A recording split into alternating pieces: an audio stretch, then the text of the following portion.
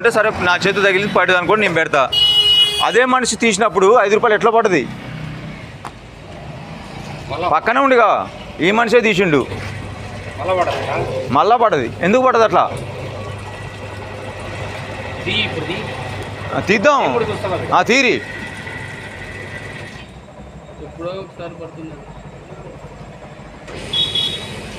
అగో ఏమిటి పడదు అట్లా? ఇప్పుడు చెప్పండి కదా దానికి.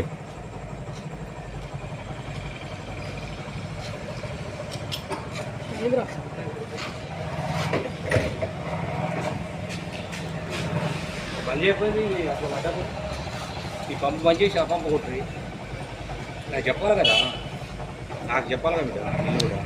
నేనేమంటున్నారు వారు ఇప్పుడు వాళ్ళు తింటున్నారు అంటలేం, నేను తింటున్నా అంటే. ఇప్పుడు 5 రూపాయలు అంటే ఎవరికి నష్టం? ఎవరు నష్టపోవాలి చెప్పండి మీరే.